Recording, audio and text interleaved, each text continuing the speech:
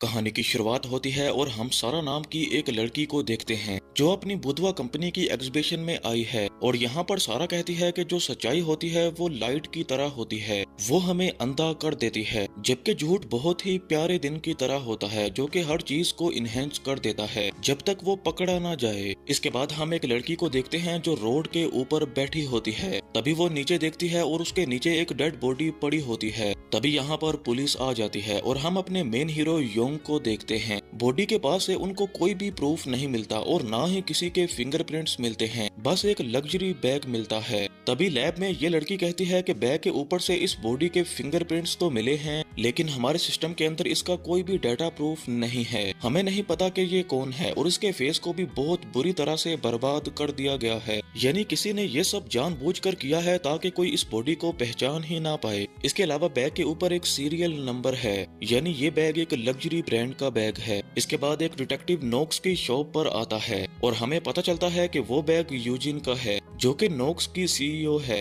Eugene ने वो bag किसी को गिफ्ट दिया था। इधर डॉक्टर योंग को बताता है कि इस लड़की को बहुत ही बुरी तरह से मारा गया है, इसके फेस को लगभग मिटा ही दिया गया है, मगर इसकी मौत ठंड की वजह से हुई है। इसके अलावा वो उसकी बॉडी पर एक टैटू भी देखते हैं। इसके बाद योंग यूजिन को उस बॉडी के पास ले आता है। वो उस बॉडी का फेस देखती है और कहती है कि मैं इसको नहीं जानती, मगर जब वो उसको टैटू दिखाता है तो वो डर जाती है और नीचे गिर जाती है। वो कहती है कि मैं इसको जानती हूँ, ये तो सारा है। और हमें बताया जाता है कि ये बॉडी किसी और की नहीं बल्कि शुरू में हमने जो लड़की सारा देखी थी उसी की है। इधर यूजिन रो रही थी, इसीलिए योंग कहता है कि मैं 5 मिनट के बाद आता हूँ। इसके बाद योंग सारा से पूछताछ शुरू करता है। वो कहता है कि लगता है कि आप काफी क्लोज रही होंगी। यूजिन कहती है कि हाँ, वो मेरी दोस्त थी। इसके बाद हमें फ्लैशबैक का सीन दिखाया जाता है जहाँ पर यूजिन एक बैग के स्टोर में बैठी होती है और तभी यहाँ पर एंट्री होती है सारा किम की। वो यहाँ पर आकर बहुत सारे बैग्स को टच करती है तो शॉपकीपर कहती है कि मैम आपने जो लेना है वो लें, बाकी कुछ भी खराब ना करें। तो सारा कहती है कि मैंने जिस जिस बैग को टच किया है वो मैं सारे ले रही हूँ। शॉपकीपर कहती है कि ठीक है, आप अपना नाम बताएं, हम आपकी मेंबरशिप ले लेते हैं। सारा कहती है कि मेरा नाम है सारा किम और बाकी जो कुछ भी लिखना है वो खुद ही लिख लो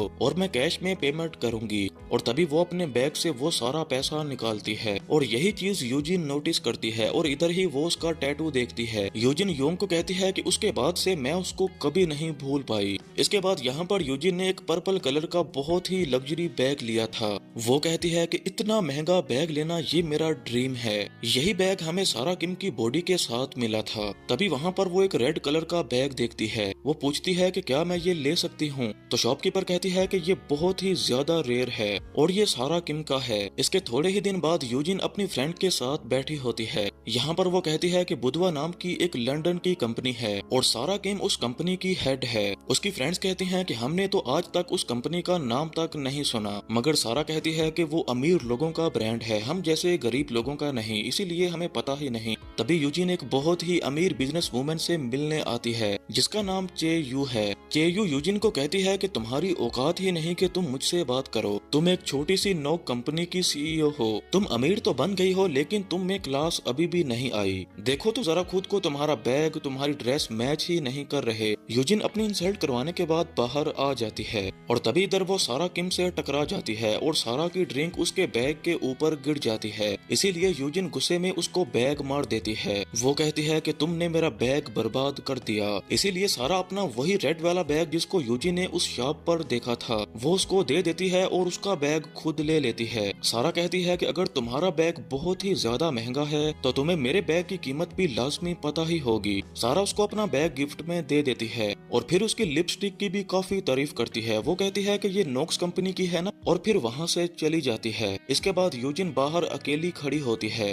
और तभी उसके पास सारा आती है और कहती है कि चलो आओ कहीं घूमने चलते हैं। इसके बाद ये दोनों यहाँ पर बहुत ही बातें करते हैं और फ्रेंड्स बन जाती हैं। सारा कहती है कि तुम मुझे बहुत ही अच्छी लगती हो, तुम्हारा स्टाइल कमाल का है। यूजिन कहती है कि मैंने तुम्हें उस दिन देखा था जब तुमने बहुत सारे बैग्स ले लिए थे। सारा कहती है कि ओ नो नो, उसको प्लीज भूल जाओ तुम, वो ऐसे किया था मैंने। यूजिन कहती है कि उसको तो मैं चाह के भी भूल नहीं सकती। इसके बाद सारा किम उसकी हेल्प करती है कि कैसे उसको अपनी ड्रेसिंग करनी है और कैसे लोगों से बात करनी करनी है। तभी सारा एक मैगजीन में एक आर्ट पीस को देख रही थी। यूजिन कहती है कि मुझे भी ये आर्ट लेनी है, लेकिन इसके ओनर मुझे ईमेल का रिप्लाई ही नहीं करती। मगर सारा कहती है कि तुम्हें पता ही नहीं कुछ, मैं तुम्हें ये लेके दिखाऊंगी। इसके बाद सारा उस आर्ट की ओनर की कार को टक्कर मारती है और साथ में अपना कार्ड छोड़ जाती है। और थोड़ी ही देर में उस आर्टिस्ट का बार बार सारा को कॉल आने लगता है, मगर सारा उसकी कॉल उठाती ही नहीं है। यूजिन कहती है कि जब वो कॉल कर रही है तो उससे बात कर लो ना। मगर सारा कहती है कि हम जिसको जितना इग्नोर करेंगे वो हमें उतना ही ज्यादा अप्रोच करने की कोशिश करता है। यूजिन कहती है कि काश इतना दिमाग मुझ में भी होता।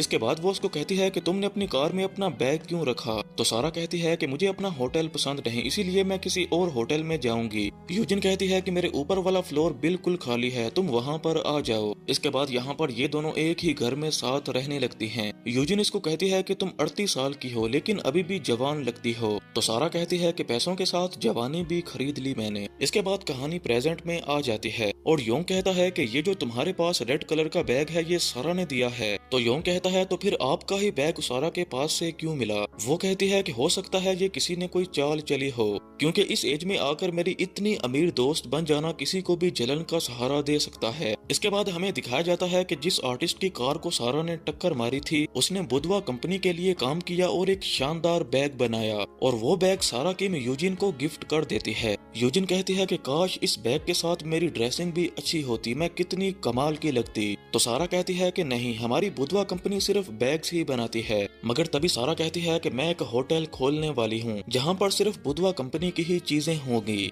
तो यूजिन कहती है कि तुम मेरी कंपनी के साथ पार्टनरशिप कर लो। तो सारा कहती है कि नहीं, तुम्हारी कंपनी बहुत ही छोटी है, बुधवा कंपनी को रिच लोग अफोर्ड करते हैं ना कि गरीब लोग। तुम्हारी कंपनी की चीजों में और मेरी कंपनी की चीजों में जमीन आसमान का फर्क है, क्वालिटी का फर्क है। इसके बाद यूजिन सारा का इंस्टाग्राम देख रही थी और यहाँ पर उसको एक फोटो में सारा के साथ चेयू मिलती है, वही चेयर वुमैन जिसने उसको नीचा दिखाया था। इसके बाद यूजिन अपनी टीम को कहती है कि मुझे बुधवा कंपनी में इन्वेस्ट करना है। वो कहते हैं कि ठीक है, पहले हम सिक्योरिटी बैकग्राउंड चेक कर लेते हैं। मगर यूजिन कहती है कि नहीं, हमें अभी ही कुछ करना होगा, मुझे इन्वेस्ट करना है कैसे भी करके। और इधर वो प्रपोजल सारा किम को देती है और सारा किम भी मान जाती है कि ठीक है। और इधर यूजिन बहुत खुश होती है। वो कहती है कि मुझे बताओ मैं कितना इन्वेस्ट करूं, 10 बिलियन वोन काफी है। तो सारा कहती है कि बस 5 बिलियन वोन और कर लो। इन्वेस्टमेंट के बाद ये पेपर साइन हो जाते हैं। इसके बाद वो अपनी फ्रेंड्स को कहती है कि मैंने बुधवा कंपनी में इन्वेस्ट किया है। तो वो कहती हैं कि हमने तो बुधवा कंपनी का कभी नाम भी नहीं सुना। यूजिन कहती है कि वो एक लंदन की कंपनी है, इसीलिए नहीं सुना होगा। इधर बैग्स लॉन्च होते हैं और बहुत ही फेमस होते हैं और यूजिन को पहले महीने का 1.5 बिलियन वोन मुनाफा मिलता है और इधर वो बहुत खुश होती है। और जहाँ पे बुधवा कंपनी का एग्जीबिशन चल रहा था वहाँ पर सारा और यूजिन एक दूसरे को मिलती हैं। यूजिन कहती है कि वहीं पर मैंने सारा को लास्ट टाइम देखा था।